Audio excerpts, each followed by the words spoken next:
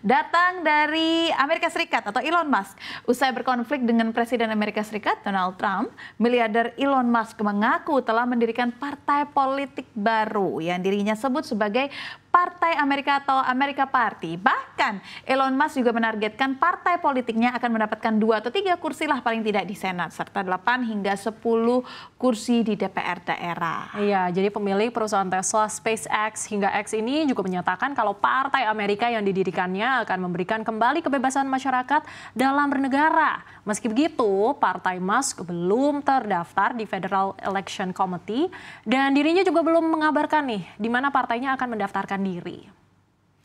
Musk hanya baru menegaskan kalau partainya akan mengadakan kaukus secara independen untuk turut serta dalam kancah politik dan akan melaksanakan diskusi legislatif dengan partai dan republik. Merespon pernyataan Musk, Trump justru menilai aksi miliarder ini sebagai langkah yang konyol dan berpotensi untuk membuat warga Amerika Serikat bingung. I think it's ridiculous to start a third party. We have a tremendous success with the Republican Party. The Democrats have lost their way, but it's always been a two-party system. And I think starting a third party just adds to confusion. It really seems to have been developed for two parties. Third parties have never worked. So he can have fun with it, but I think it's ridiculous. Ini Elon Musk makin kesini sebenarnya makin serius ya main-mainnya dia di dunia politik ini. Dulu-dulu kan sebenarnya dia cuman kayak jadi donatur gede deh dari Partai Republik, bahkan sempat jadi pendukung dari Trump juga. Tapi sekarang kayaknya seolah-olah malah menusuk dari belakang dan bikin partai baru, American Party namanya. Nah, tapi memang katanya si Elon Musk itu tujuannya tuh dia bikin si America Party itu tujuannya tuh untuk mengembalikan kebebasan rakyat dan melawan sistem 2 partai yang dia anggap udah kayak satu partai doang karena sama-sama boros dan juga sama-sama korupsi, Syaf. Si paling bersih tuh kayaknya ya. Yang bikin panas sebenarnya ini semua tuh muncul gara-gara dia ribut sama Trump soal RUU anggaran yang sebenarnya dia nilai bakal bikin utang negara nambah sampai triliunan dolar. Mas ngamuk akhirnya nyebut itu sebenarnya sebagai Porky Pig Party. Terus langsung ancam akan jatuhin politisi yang dukung RUU itu. Dan dari situ boom lah akhirnya lahirlah Partai Amerika. Tahu-tahu nih jadi ada 3 partai di Amerika nih. Iya, memang lucunya tapi ya, Syaf ya. Jadi si Trump itu langsung bereaksi keras begitu ya. Bilang kalau ide partai ketiga itu konyol. Tapi Elon juga nggak mundur nih. Bahkan udah nargetin beberapa kursi DPR dan juga Senat. Biar bisa jadi suara penentu walau partainya ini belum terdaftar resmi di FEC. Tapi Mas udah mulai manuver politik lewat media sosial dan polling-pollingan di media sosial yang dia juga punya gitu ya di X. Nah, kalau beneran ini jalan, ini sebenarnya bisa jadi sejarah baru ya di politik Amerika Serikat. Tapi ya sebenarnya tantangannya juga gede banget.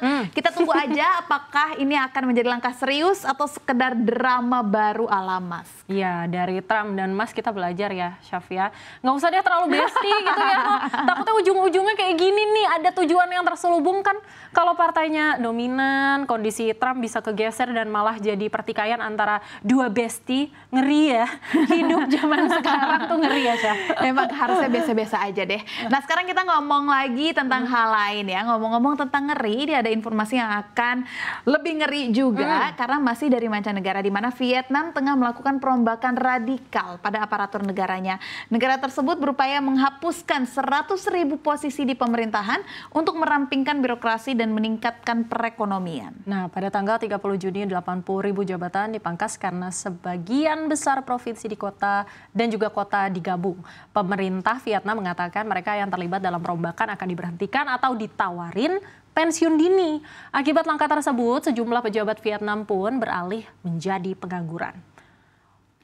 Ya, dan Wakil Menteri Keuangan Vietnam mengatakan struktur administratif baru juga akan membawa skala yang kuat untuk menghubungkan bisnis dan infrastruktur ekonomi, serta menciptakan pembangunan sosial ekonomi yang lebih besar. Sementara itu, pemimpin tertinggi Vietnam yang juga merupakan Sekretaris Jenderal Partai Komunis, To Lam, mengatakan pada tanggal 30 Juni bahwa keputusan untuk membentuk kembali negara tersebut merupakan tonggak sejarah dengan makna strategis.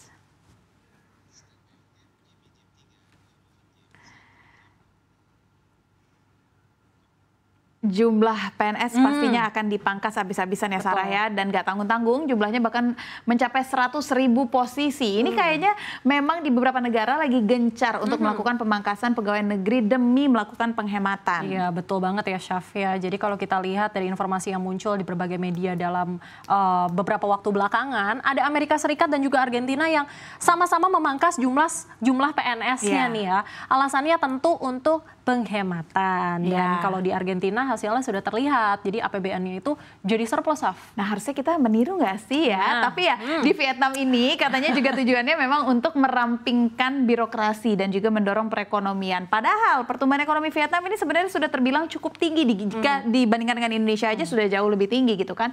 Dan ini mereka sudah rilis angka pertumbuhan ekonomi kuartal kedua di tahun ini, angkanya nyaris mendekati target Indonesia yaitu di 7,96%. Wah, ini hampir 8% loh ya, Chef ya.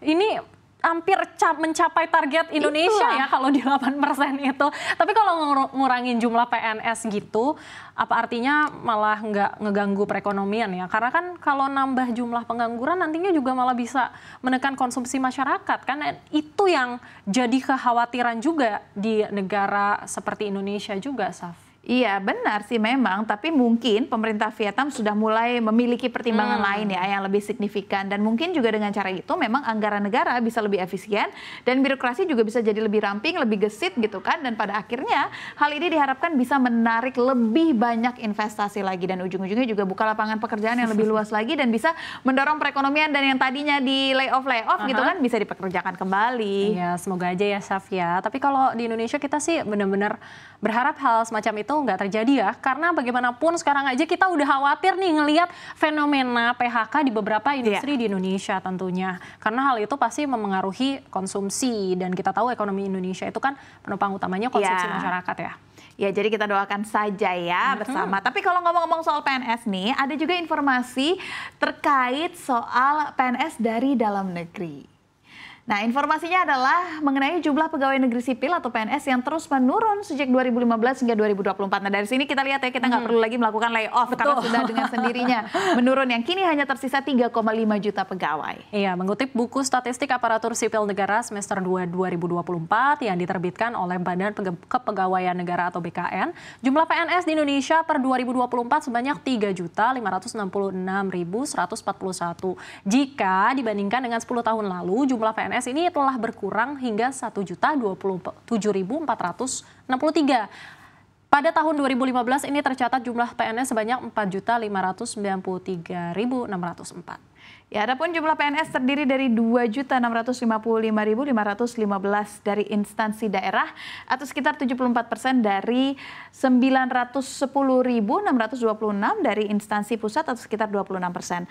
Dan kendati jumlah PNS terus menurun dari tahun ke tahun, jumlah pegawai pemerintah dengan perjanjian kerja atau P3K juga meningkat justru dari 1.117.347 sejak tahun 2021.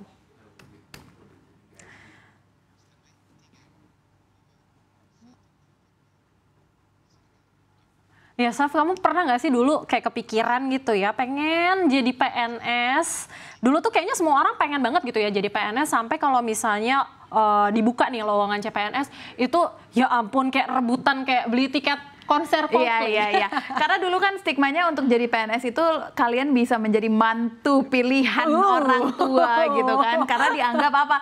Dianggap sudah stabil, punya tunjangan, dana pensiun, aman lah gitu. Tapi sebenarnya sekarang trennya udah mulai berubah loh. Betul banget. Jadi trennya itu berubah karena memang jumlah PNS kita tuh terus menurun ya. Dari tahun 2015 dan sekarang itu tinggal 3,5 juta orang. Padahal 10 tahun lalu itu hampir 4,6 juta loh, Saf. Iya, ini menarik sebenarnya. Angkanya itu turun 1 juta untuk PNS, tapi angka P3K justru melonjak lebih tinggi. Bahkan tadi yang tadinya cuma 50 ribuan di tahun 2021, sekarang bahkan sudah tembus 1,1 juta. Iya, kayak shifting gitu ya, Chef ya. Kayaknya pemerintah sekarang mungkin lebih fleksibel, pakai skema perjanjian kerja mungkin biar efisien. Balik lagi gitu ya, Chef, ke efisien. Jadi nggak harus tanggung pensiun dan segala macam fasilitas jangka panjang nantinya. Iya, walaupun sebenarnya P3K ataupun PNS ini sama-sama ASN gitu kan, tapi statusnya beda. PNS itu semacam pegawai tetapnya, tapi P3K itu semacam kontrak tahunan yang bisa diperpanjang dan juga bisa tidak diperpanjang. Benar artinya. banget. Dan dari segi hak juga ini beda loh, Saf. Iya, Jadi iya. PNS itu dapat pensiun tapi P3K enggak. Jenjang karir juga kayak terbatas juga sih sebenarnya untuk P3K. Iya. Biasanya hanya jabatan fungsional, tapi nggak bisa naik jadi struktural. Iya, jadi itu dia tadi, kalau misalkan menurutku walaupun kelihatannya efisien ya, tapi buat tenaga kerja khususnya yang kerja di sektor publik, mereka sebenarnya juga perlu kepastian jangka panjang. Itu dia tadi, jadinya nasib-nasib P3K ini yang nggak menentu gitu loh. Benar, tapi emang ngomong-ngomong kepastian itu semua yang dicari sama orang-orang ya, Syaf ya. Iya. Tapi mungkin buat pemerintah ini cara adaptasi ya juga ya sebenarnya, supaya bisa ngerekrut lebih banyak tenaga, tapi tanpa beban fiskal jangka panjang, apalagi untuk tenaga teknis atau guru di daerah. Ya, dan yang sebenarnya kita butuhkan tuh adalah kan ASN yang kompeten. Dan Benar. tantangannya juga sekarang adalah mungkin tinggal di manajemen dan keadilan akses. Jangan sampai P3K jadi ASN kelas 2 hanya karena status kontraknya aja. Nah, karena itu ya Syaf ya, ujung-ujungnya kita butuh ASN yang kompeten. Balik Iya. lagi seperti kata Syaf gitu ya, yang Iya. kompeten. Baik itu PNS atau P3K yang bisa kerja optimal untuk balik lagi melayani masyarakat. Itu dia tadi. Jadi kalau misalkan Anda nih termasuk yang masih mengincar posisi menjadi PNS atau bagian dari ASN, sekarang opsinya sebenarnya semakin banyak. Tapi ya harus tahu juga nih bedanya dan hak terkait hak dan juga tanggung jawabnya antara ASN yang PNS ataupun P3K gitu. Tapi ya sebenarnya banyak kok perusahaan luar malah ngajakin buat jangan jadi PNS. Enggak ya, tetap ya boleh. Bukan kabur dulu aja ya. Apa? Oh Bukan iya, kabur dulu aja juga boleh.